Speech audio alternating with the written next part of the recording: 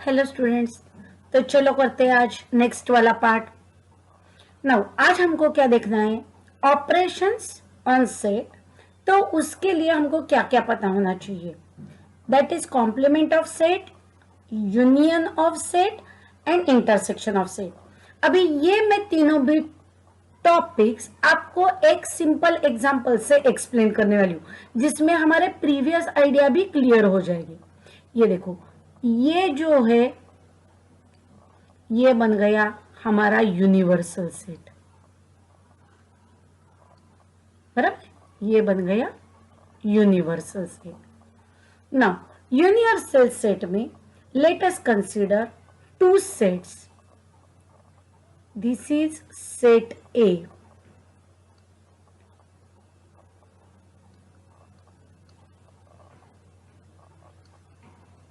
This is set B.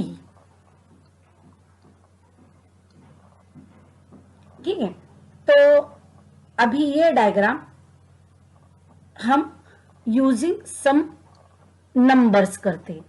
Late u is equal to, मैं universal set का कुछ तो नंबर्स ले लेती हूँ। It is 1 2 3 4 5 6 7 8 9 and 10।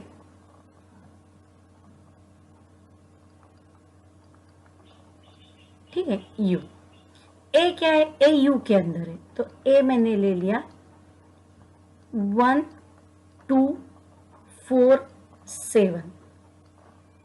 ठीक है, फिर मैंने बी ले लिया 2 3 4 8 10। देखो, अभी इस नंबर को लिखते हैं इस सेट्स के अंदर। ए में क्या है, 1 2 4 7। सो ए में है, मुझको लिखना है 1 2 4 7। बी में मुझको लिखना है 2 3 4 8 10। सो 2 दोनों में भी कॉमन है, 4 भी दोनों में कॉमन है, मतलब जो कॉमन वाला पार्ट है वो आने वाला है इस गैप में।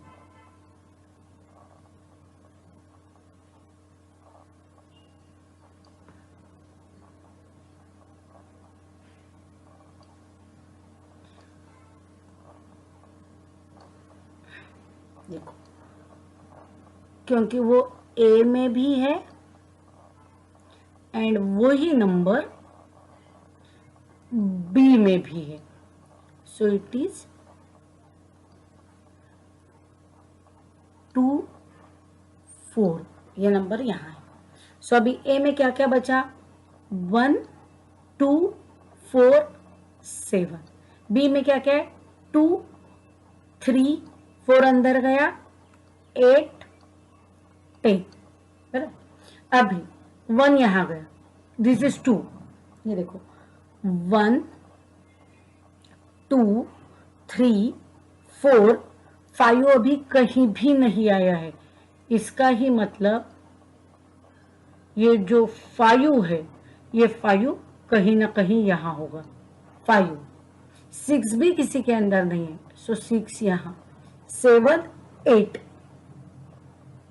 9 एंड 10। 9 है क्या है, सो 9 यहां, ये हो गया 9।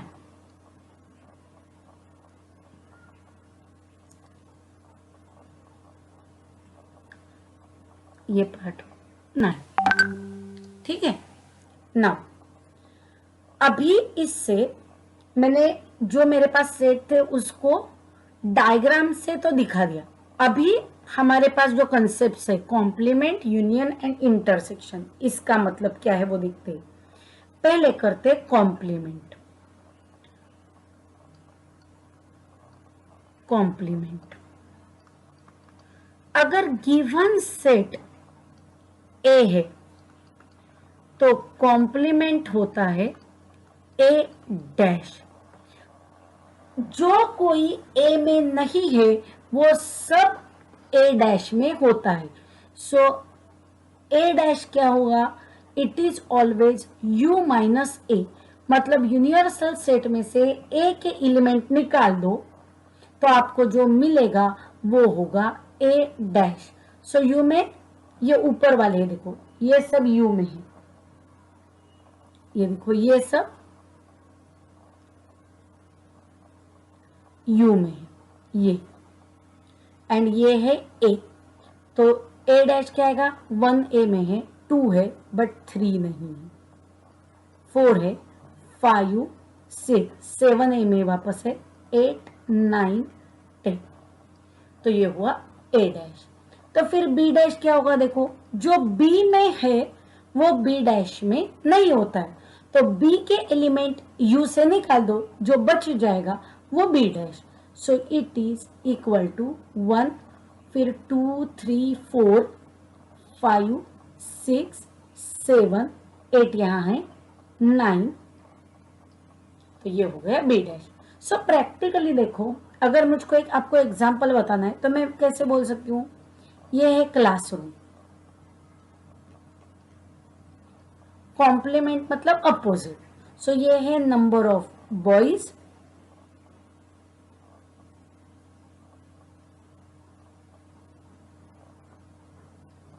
ये है गर्ल्स।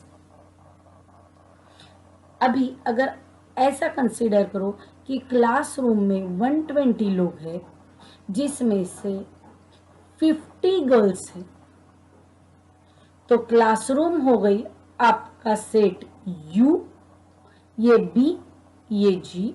120 में से 50 चले गए तो ये 70 हो गए number of boys, and boys and girls इनकी टोटल होती है क्लासरूम में। सो A एंड A डैश दोनों को मिला के बन जाता है U, B and B dash दोनों को कंबाइन करके मिल जाता है U। सो कॉम्प्लीमेंट मतलब उस सेट में जो एलिमेंट नहीं है वो लिखना, मतलब कॉम्प्लीमेंट। अभी सेकंड वाला पार्ट क्या है, देखो यूनियन। यूनियन कैसे दिखाते, यूनियन मतलब सब कुछ। अगर ये एक सेट है, ये बन गया A, ये है आपका दूसरा वाला set that is equal to B। ये जो कॉमन पार्ट होता है ये, इसको कहते हैं ए इंटरसेक्शन बी। ये क्या है, ये पार्ट है वो ए इंटरसेक्शन बी, एंड इस सब को कंबाइंड करके जो आप लिखने वाले हो, ये देखो इस सब को कंबाइंड करके जो आप लिखोगे वो बन जाएगा आपका ए यूनियन बी। तो ए यूनियन बी में क्या क्या है, ए है, बी है, बट अभी आपने फर्स्ट ए के वक्त ये इतना पार्ट काउंट कर लिया है, तो अगर आप जब बी के लिए ये अगर ये काउंट करने जाते हो तो ये पार्ट तो आपने ऑलरेडी मेजर कर लिया। सो इसीलिए इस पार्ट को माइनस करना पड़ेगा।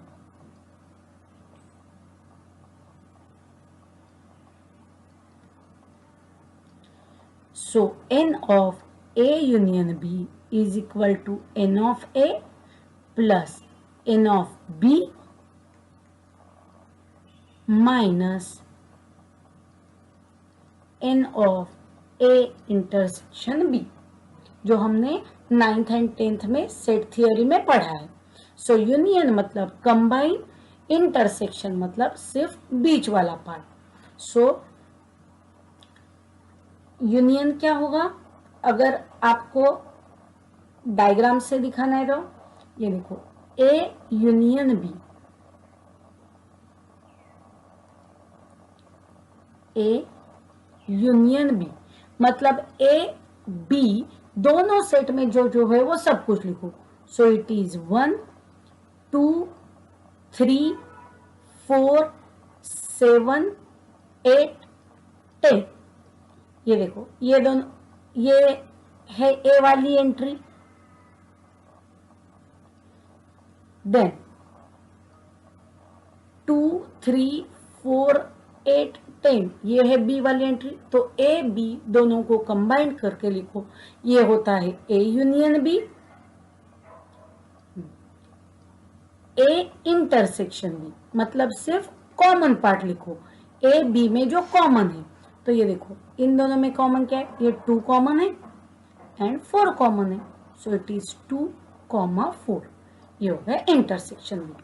तो ये हो गए ऑपरेशंस ऑन सेट। कॉम्प्लीमेंट मतलब जो अपने सेट में नहीं है, वो सब एलिमेंट जिस सेट में आते हैं उसको कहते हैं कॉम्प्लीमेंट।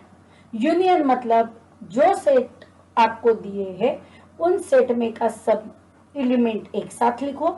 इंटरसेक्शन मतलब सिर्फ कॉमन लिखो। नाउ अभी हमको करनी है प्रॉपर्टीज ऑफ सेट्स। सो वो कौन सी है देखो, ये हमने 9th 10th स्टैंडर्ड में की है। n of a union b is equal to n of a plus n of b is equal to n of a intersection b। ये मैंने आपको अभी एक्सप्लेन किया। Now n of a union b is equal to n of a plus n of b जब इनका intersection 0। देखो एक example करके देख लेते, ये प्रॉपर्टी एक्सप्लेन करने के लिए। लेट अस कंसीडर a है 1 2 3, b है 4 5 6।